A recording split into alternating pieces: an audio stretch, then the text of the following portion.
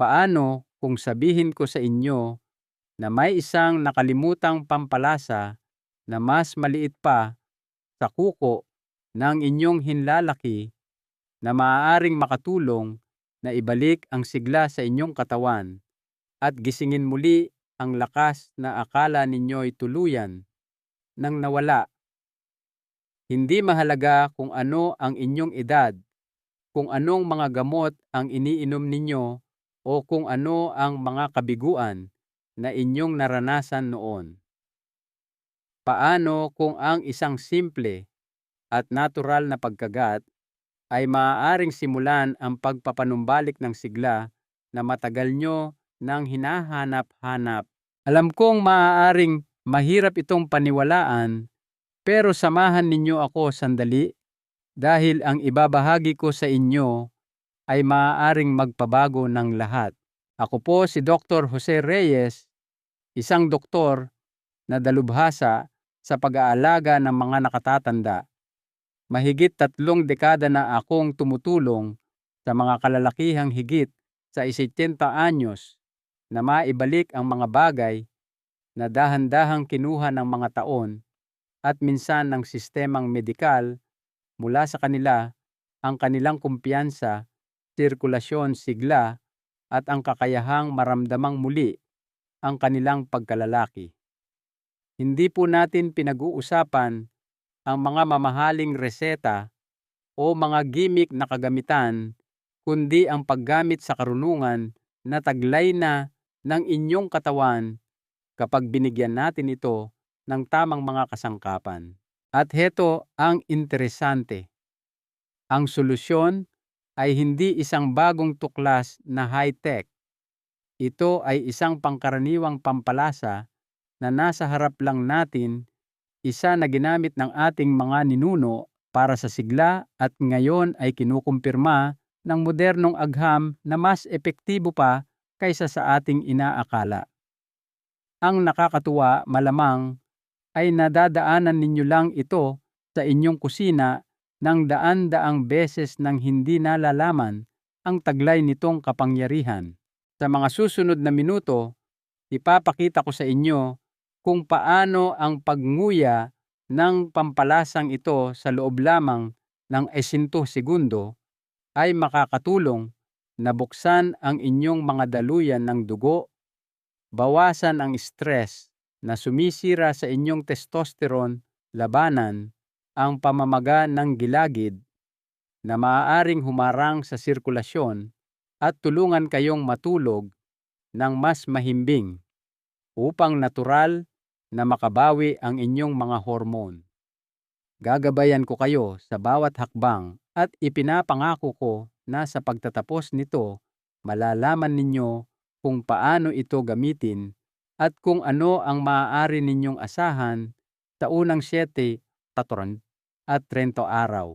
Bago tayo magpatuloy sa makapangyarihang paraang ito, maglaan po kayo ng sandali para mag-subscribe at i-click ang notification bell. Sa ganoong paraan, hindi ninyo malalampasan ang anumang natural na gabay sa kalusugan na aking nililikha para mismo sa mga kalalakihang tulad ninyo. Kung ang mensaheng ito ay tumatatak sa inyo, lubos kong ikagagalak kung ipapaalam ninyo ito sa mga komento. Ang inyong puna ay nakakatulong sa akin upang malaman kung paano ko kayo mas mapaglilingkuran. Sige, simulan na natin. Simulan na natin sa puso ng pagtuklas na ito dahil wala sa mga ito ang gagana kung hindi natin maiintindihan kung bakit napakamakapangyarihan ng munting pampalasang ito. Ang sikreto ay nasa isang natural na compound na nakatago sa bawat piraso nito at ito ay tinatawag na eugenol. Ang sangkap na ito ang dahilan kung bakit maaaring bumuti ang daloy ng inyong dugo, mag-relax ang inyong mga ugat at magsimulang tumugon ang inyong katawan sa paraang dati nitong ginagawa at marahil mas mahusay pa. Hayaan ninyong ipaliwanag ko kung paano ito gumagana. 1. Eugenol ang lihim na sangkap na nagpapagana. Hinding-hindi ko malilimutan noong unang beses na isang pasyente, isang Ginoo na nagngangalang Juan, ang tumingin sa aking mga mata at sinabing, "Dok, gusto ko lang pong maramdaman ulit na ako to." Hindi niya tinutukoy ang pagkakaroon ng six-pack abs o pagtakbo sa mga marathon. Ang tinutukoy niya ay ang pagiging malapit sa asawa, kumpiyansa, at ang tahimik na uri ng lakas na taglay ng isang lalaki kapag ang kanyang katawan ay tumutugon pa rin ng tama. Ang pag-uusap na iyon ang nag-udyok sa akin na mag-aral ng mga natural na alternatibo, at ang aking pananaliksik ay palaging bumabalik sa isang makapangyarihang compound, ang eugenol. Ang eugenol ay matatagpuan sa mataas na konsentrasyon sa loob ng cloves, kulantro. Kapag ngumuya kayo ng clove, isa o dalawa lang ang mga langis na lumalabas ay naglalaman ng pambihirang sangkap na ito. Ngunit ang eugenol ay hindi lang nananatili sa inyong bibig. Halos kaagad itong pumapasok sa inyong daluyan ng dugo sa pamamagitan ng mga mucous membrane. Ang susunod na ginagawa nito ang simula ng mahika. Ang eugenol ay nagsisilbing isang vasodilator. Sa madaling salita, tinutulungan nitong mag-relax at bumuka ang inyong mga ugat, lalo na ang mga makikitid at matitigas na ugat na nagpapadala ng dugo sa inyong mga ari. Pagkatapos ng edad 60, ang mga ugat na ito ay may tendensyang manigas at mawalan ng pagkaelastiko. Iyan ang malaking dahilan kung bakit hindi na dumadaloy ang dugo tulad ng dati. Ang eugenol ay gumagana na parang natural na masahe para sa inyong mga ugat. Dahan-dahang binubuksan ang mga daanan at pinapahintulutan ang dugo na malayang dumaloy muli. Ito ay hindi isang pilit o artipisyal na proseso, kundi isang muling paggising sa kung ano ang dating ginagawa ng inyong katawan nang walang kahirap-hirap. Ang mas nagpapalakas dito ay pinasisigla ng eugenol ang produksyon ng nitric oxide, ang parehong kemikal na sinusubukang gayahin ng mga maliliit na asul na tableta. Ngunit hindi ito chemistry sa isang laboratorio. Ito ay biyolohiya sa sarili ninyong katawan. At ito ay nangyayari ng natural, nang walang mga side effect, sakit ng ulo o biglaang panghihina pagkatapos. Maraming kalalakihan ang nagsasabi na nakakaramdam sila ng banayad na init, isang pakiramdam ng bumabalik na sirkulasyon sa loob lamang ng ilang minuto. Ito ay banayad ngunit makapangyarihan. At kung iyan ang kayang gawin ng isang compound, palang hintayin ninyo hanggang sa malaman ninyo kung ano ang ginagawa ng pampalasang ito sa stress na tahimik na pumapatay sa inyong testosterone sa loob ng maraming taon. Pag-usapan natin iyan sa susunod. 2. Bakit humihina ang paninigas pagkatapos ng edad 60 at paano ito nilalabanan ng clove? Hindi ko na mabilang kung gaano karaming kalalakihan sa kanilang 60s, 70s at kahit 80s ang pumapasok sa aking opisina na may mababang tingin at mahinang boses at ibinubulong ang parehong bagay. Hindi na po ito gumagana tulad ng dati. At palagi kong sinasabi sa kanila ang parehong bagay. Hindi po ito personal na kabiguan. Hindi ito kahiya-hiya. Ito po ay biyolohiya. Habang tayo ay tumatanda, ang maliliit na daluyan ng dugo na sumusuporta sa paninigas ay nagsisimulang kumitid at manigas. Nawawala ang kanilang pagkaelastiko. Ang mga taon ng stress, mga processed food, pamamaga, at mas sedentaryong pamumuhay ay nagsisimulang mag-iwan ng bakas. Ang resulta ay hindi na dumadaloy ang dugo tulad ng dati.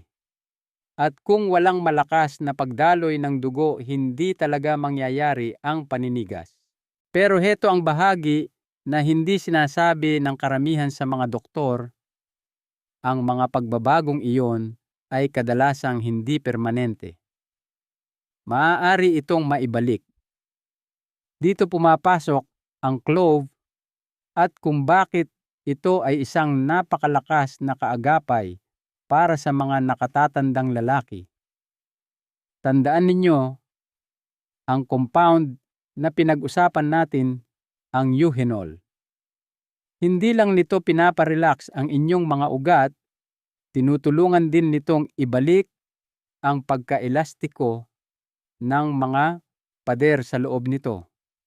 Isipin ninyo na parang nililinis ang isang kinakalawang na tubo at ginagawa itong makinis muli. Ang dugo ay nagsisimulang dumaloy ng mas madali, mas ganap at diretso kung saan ito kailangan. Ilan sa aking mga pasyente, tulad ng isang lalaking nagngangalang Roberto, ay nagsabi sa akin na pagkatapos lamang ng ilang linggo ng paggamit ng paraang ito, araw-araw sila ay nagising na may morning erection sa unang pagkakataon sa loob ng maraming taon. Hindi dahil sa tableta, hindi dahil sa himala, kundi dahil sa wakas ay nagkaroon ng pagkakataon na gumana muli ang kanilang sirkulasyon. Iyan ang kagandahan ng natural na paraang ito. Hindi nito pinipilit ang inyong katawan. Binibigyan lamang nito ng pahintulot na bumalik sa orihinal nitong disenyo. Ngunit heto ang isang bagay. Kahit na may perpektong daloy ng dugo, may isang hindi nakikitang puwersa na maaaring patigilin ang lahat bago pa man ito magsimula. At malamang ito ay tahimik na sumasabotahe sa inyo sa loob ng mga dekada. Alamin natin kung ano ito sa susunod. 3. Paano? Ano gawin ang 62 segundo na paraan gamit ang clove hakbang-hakbang? Alam ninyo, ang pinakamahuhusay na solusyon ay kadalasang ang pinakasimple. At ang paraang ito na ibabahagi ko ay nakatulong na sa napakarami sa aking mga nakatatandang pasyente na maramdamang muli na sila ay sila. Walang mga reseta, walang nakakailang na pagbisita sa doktor at walang pagpila sa botika. Isang maliit at sinadyang kilos lamang na maaari ninyong gawin sa inyong sariling kusina. At ang kagandahan nito, 1 minuto lamang ang kailangan. Heto po ang eksaktong paraan na sinasabi ko sa aking mga pasyente. Kumuha ng 2 o 3 buong cloves. Hindi po yung dinurog, kundi buo at tuyong cloves.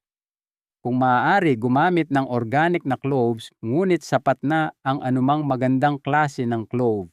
Ilagay ang mga ito sa pagitan ng inyong mga bagang, ang mga ngipin sa likod, kung saan pinakamalakas ang inyong pagnguya.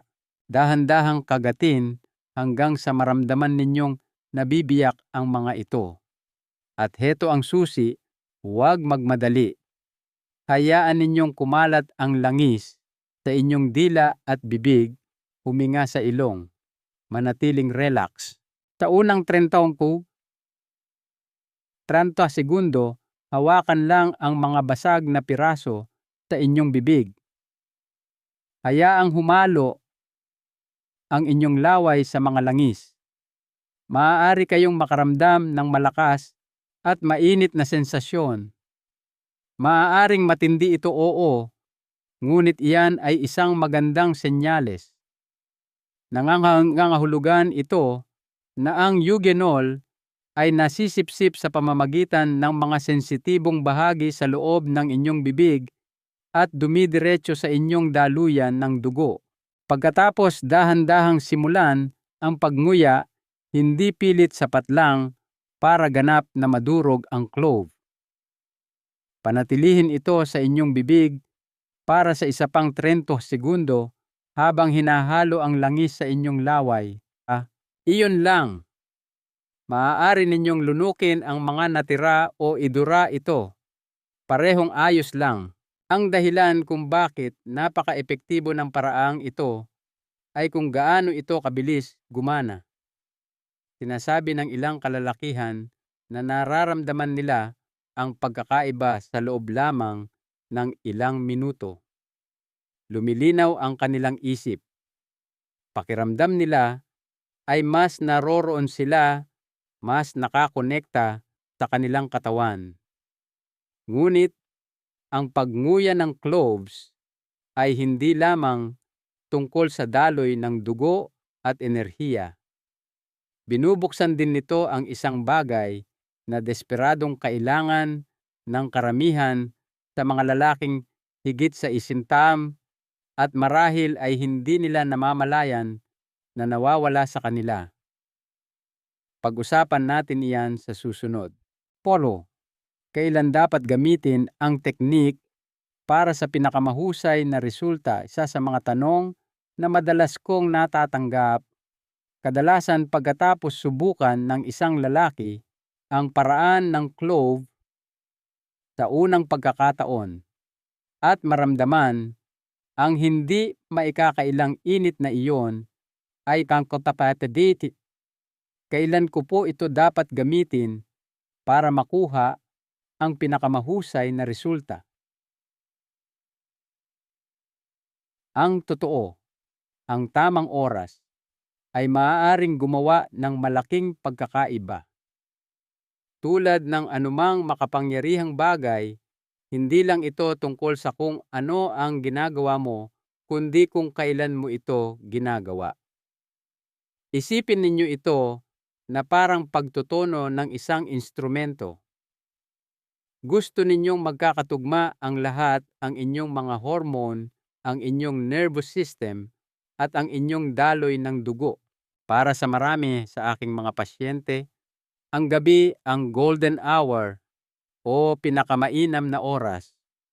Mga 1 oras bago matulog, kapag ang araw ay patapos na at ang isip ay nagsisimula ng huminahon, ang pagnguya ng cloves sa oras na iyon ay nakakatulong na i-relax ang nervous system at ihanda ang inyong katawan para sa mas mahimbing na tulog.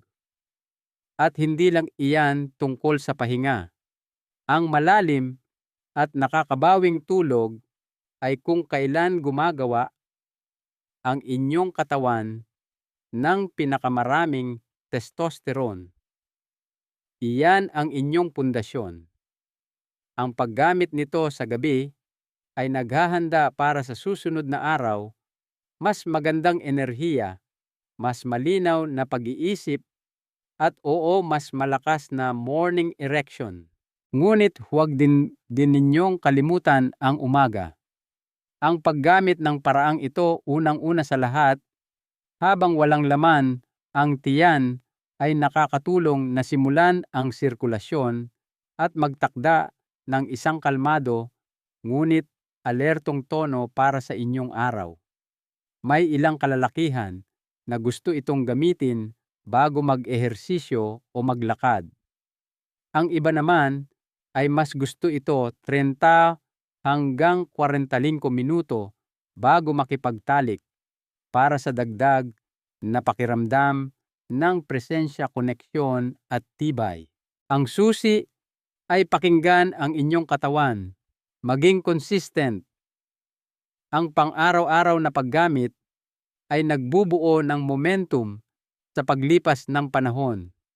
Hindi ito isang beses na trick. Ito ay isang pang-araw-araw na pamumuhunan sa inyong sigla. At kung nagtataka kayo kung paano ang isang simpleng gawain ay maaaring humantong sa napakalalim na pagbabago, makakatulong na maunawaan kung ano ang maaaring pumipigil sa inyong katawan sa simula pa lang. May isang tahimik na puwersa na hindi pinaghihinalaan ng karamihan sa mga lalaki, at ito ay nagnanakaw ng inyong lakas mula sa loob. Ilantad natin ito sa susunod. 5. Pero simula pa lang. Yan. Pag-usapan natin ang stress. Hindi ko na mabilang kung gaano karaming mabubuting lalaki ang nakaupo sa aking harapan.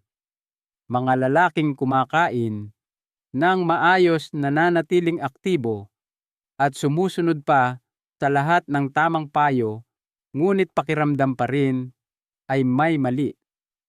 Ang kanilang enerhiya ay matamlay, ang kanilang pagnanasa ay paubos na ubos, at pagdating sa pagtatalik, hindi na tumutugon ang kanilang mga katawan tulad ng dati. Doon ko sila tinatanong ng isang simpleng tanong, "Kumusta po ang stress ninyo?" Karaniwang tumatahimik ang silid. Sila ay bumubuntong hininga. At pagkatapos ay naririnig ko ang katotohanan. Pag-aalala tungkol sa pera, kalusugan, pagsasama, pagtanda, ito ay isang mabigat na pasanin. At karamihan ay hindi namamalayan kung gaano kalaki ang sinisira ng tahimik na presyo na iyon sa kanilang pagkalalaki mula sa loob.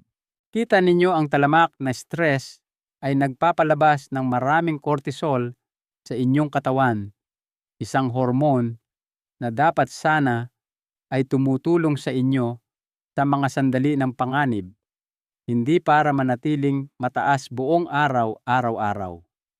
Ngunit sa mundo ngayon, karamihan sa mga lalaking higit sa 60 ay namumuhay sa halos palaging estado ng tensyon. At heto, ang malupit na bahagi, ang cortisol at testosterone ay hindi maaaring parehong mataas. Kapag tumaas ang isa, bumabagsak ang isa. Ibig sabihin, habang mas maraming stress ang dala ninyo, mas kaunting testosterone ang ginagawa ng inyong katawan at mas humihina ang inyong tugon sa sexual na paraan. Dito nagiging higit pa sa isang pampabuti ng sirkulasyon ang clove. Talagang nakakatulong itong i-regulate ang tugon sa stress. Ang compound na beta-caryophyllene na matatagpuan din sa cloves ay kumakapit sa mga receptor sa utak na nagbibigay senyales ng kaligtasan at kalmado. Sa loob lamang ng ilang minuto, maaari kayong makaramdam ng ginhawa sa inyong dibdib, kalinawan sa inyong isip, isang pagpapakawala sa presyon na nabubuo sa loob ng maraming taon.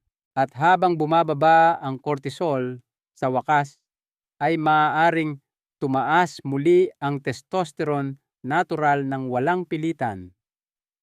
Maaari ninyong simulang maramdaman na mas kayo ay kayo nang hindi pa namamalayan ang pagbabago sa simula, ngunit ito ay totoo.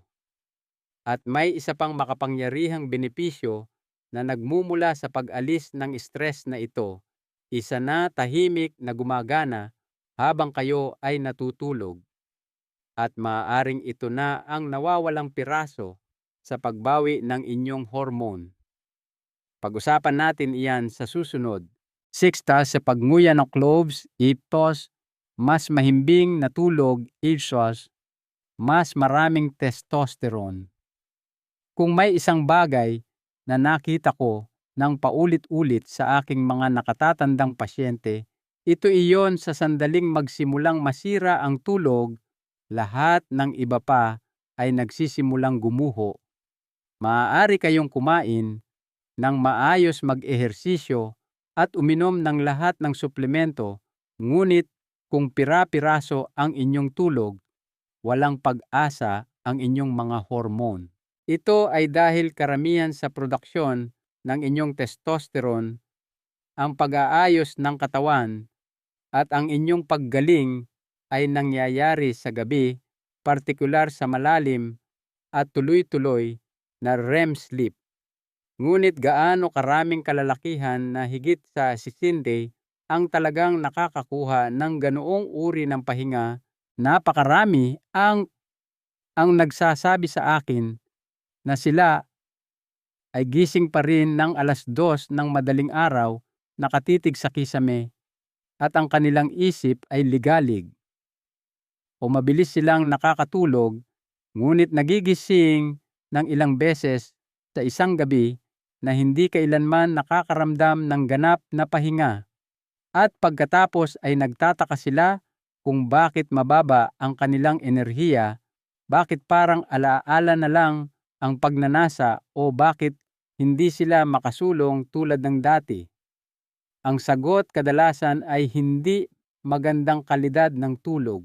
Diyan pumapasok ang cloves, hindi lamang bilang isang pantulong sa sirkulasyon, kundi bilang isang makapangyarihang kaagapay para sa nervous system. Ang mga compound sa cloves, lalo na ang eugenol at beta-caryophyllene, ay hindi lamang nagpaparelax sa mga daluyan ng dugo. Pinapakalma rin nila ang bahagi ng inyong utak na nagre-regulate ng inyong siklo ng pagtulog. Kapag nginuya sa gabi, mga 1 oras bago matulog ang cloves, ay tumutulong na dalhin kayo sa isang mas malalim at mas matatag na tulog. Maraming kalalakihan ang nagsasabi sa akin na nagsisimula silang managinip muli. Nagigising sila na may mas maraming kalinawan, mas maraming enerhiya, at kadalasan na may mas malakas na morning erection. Hindi iyon nagkataon lang. Iyon ay ang testosterone na gumagawa muli ng trabaho nito. Kaya kung nahihirapan kayong makaramdam ng pahinga o nagtataka kung bakit nawala ang inyong gana at sigla, simulan ninyong bigyang pansin kung paano kayo natutulog. Dahil ang pagpapabuti sa isang bahaging iyon ay maaaring magpadala ng alon ng paggaling sa buong sistema ninyo. Ngunit hindi diyan tumitigil ang cloves. Paano kung sabihin ko sa inyo na kahit ang inyong mga gilagid, ang kalusugan ng inyong bibig, ay maaaring lihim na sumisira sa lakas ng inyong paninigas? Alamin natin ang nakakagulat na koneksyon na iyan sa susunod. 7. Ang sakit sa gilagid ay maaaring sumisira sa inyong paninigas. Inaayos din iyan ng cloves. Maaaring kakaiba ito sa simula, ngunit nakita ko na ito ng napakaraming beses para baliwalain. Isang lalaki ang papasok sa aking opisina na nagrereklamo ng mababang enerhiya, mahinang paninigas, at walang malinaw na paliwanag kung bakit. Ang kanyang presyon ng dugo ay ayos naman, ang kanyang mga resulta sa laboratorio ay disente, ngunit pagkatapos ay magtatanong ako ng isang simpleng tanong: kumusta po ang kalusugan ng inyong ngipin at gilagid? At doon lalabas ang katotohanan. Nagdurugong gilagid, umurong na gilagid, mabahong hininga na hindi nawawala. Karamihan sa mga lalaki ay hindi kailanman inakala na ang nangyayari sa kanilang bibig ay maaaring makaapekto sa nangyayari sa kanilang silid tulugan. Ngunit malinaw ang agham, lahat ito ay konektado. Ang inyong bibig ay isang daanan patungo sa inyong circulatory system.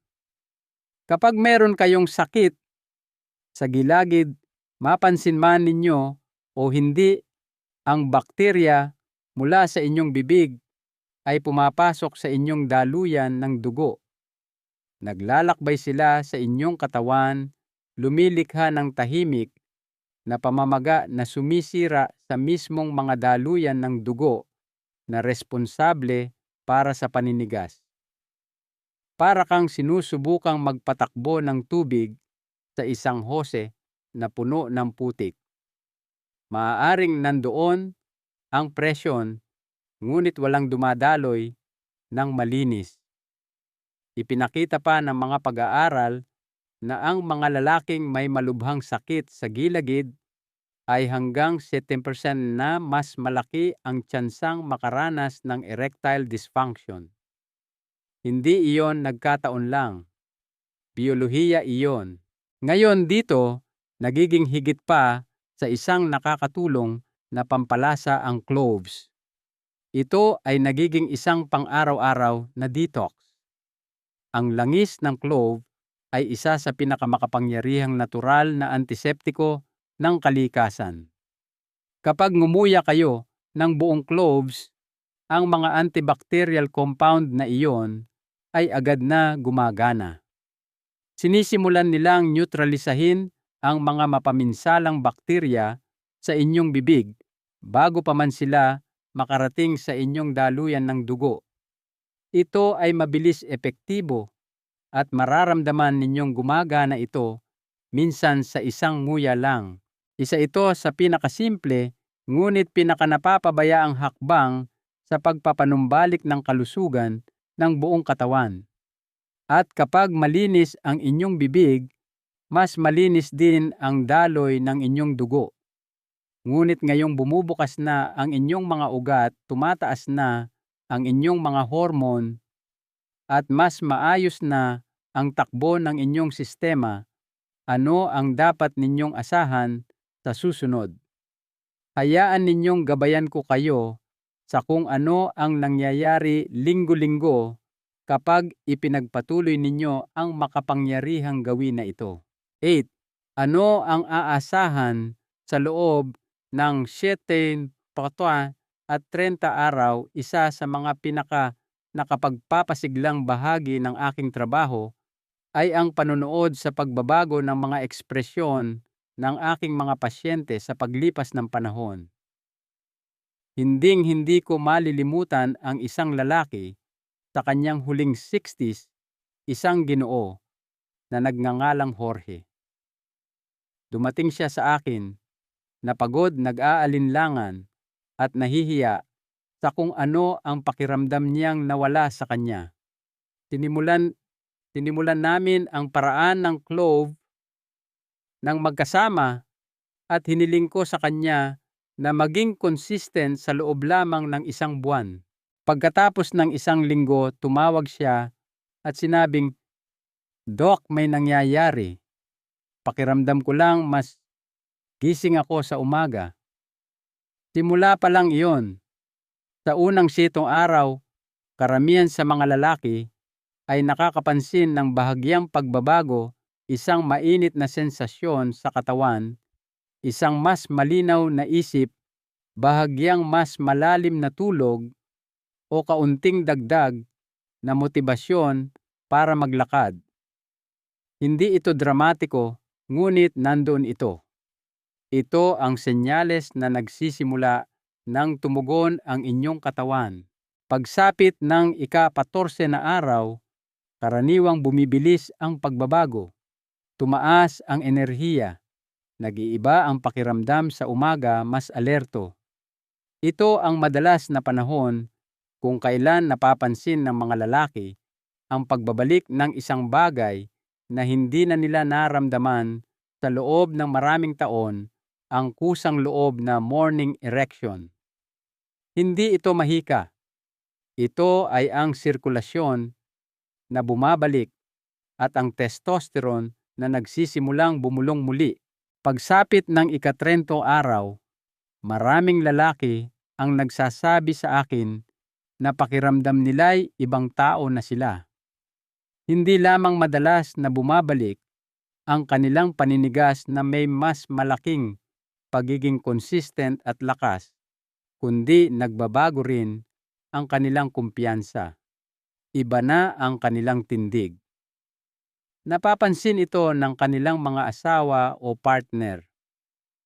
Kahit na hindi pa ganap, na naibabalik ang pagtatalik ang koneksyon at ang emosyonal na presensya ay nagsisimulang muling mabuo.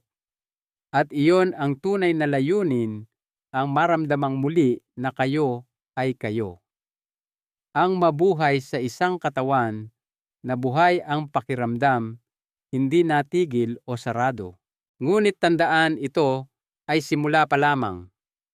Dahil kapag nabuksan na ninyo ang lakas na ito, ang tunay na tanong ay paano ninyo ito mapapanatili at mapoprotektahan sa mga darating na taon. Sa ating huling mensahe, pag-usapan natin kung paano gawing isang pangmatagalang pundasyon para sa habambuhay na sigla ang simpleng gawin na ito. Konklusyon, ang lakas na matagal mo nang hinihintay na maramdaman. Muli, mahigit naman taon na akong nakikipag-usap sa mga kalalakihang tulad ninyo. Mabubuting lalaki na tahimik na dinadala ang bigat ng papawalang enerhiya, nawawalang kumpiyansa, at ang takot na baka ang kanilang pinakamahuhusay na araw ay tapos na. Ngunit ipinapangako ko sa inyo, ito hindi pa. Ang isang simpleng gawin na ito, ang pagnguya ng ilang cloves sa loob ng 60 segundo bawat araw, ay kayang gawin ang higit pa sa pagpapabuti ng daloy ng dugo. Maaari itong makatulong na pakalmahin ang inyong mga nerbiyos, ibalik ang mahimbing na tulog, muling pag-alabin ang testosterone, at kahit nalinisin ang inyong bibig upang protektahan ang inyong puso at ang inyong pagkalalaki. Nasaksihan ko kung paano nito ginising ang sirkulasyon, ibinalik ang pagnanasa, at higit sa lahat, ibinalik ang mga lalaki sa kanilang sarili. Kung umabot kayo hanggang dito, ang inyong katawan ay humihingi na ng pagbabago, at ngayon alam na ninyo kung ano ang ibibigay dito. Nasa inyo ang desisyon. Maaari kayong patuloy na umasa sa isang himala o maaari kayong magsimulang bumuo nito gamit ang inyong sariling mga kamay. Hindi ninyo kailangang maging perpekto. Kailangan ninyo lang magsimula. Simulan ninyo ngayong gabi at hayaang bumalik ang inyong lakas isang araw sa bawat pagkakataon. Heto ang aral sa buhay na nais kong iwan sa inyo. Ang tunay na lakas ay hindi nasusukat sa hindi pagbagsak. Ito ay nasa pagkakaroon ng karunungan at tapang na gamitin ang mga kasangkapang nasa harap mo na upang makabangong muli. Ang inyong katawan ay may hindi kapani-paniwalang kakayahang magpagaling at ibalik ang sarili nito kung bibigyan ninyo ito ng pagkakataon. Ang simpleng clove na ito ay isang paalala na minsan ang pinakamakapangyarihang mga solusyon ay hindi ang pinakakomplikado, kundi ang mga natural, consistent at ginagawa ng may intensyon. Gusto ko pong marinig ang inyong kwento sa mga komento sa ibaba. Pakiusap mag-subscribe po kayo para sa mas marami pang kaalaman sa kalusugan, at ibahagi ninyo ito sa mga lalaking mahalaga sa inyo. Maaaring ito na ang mensaheng matagal na nilang hinihintay.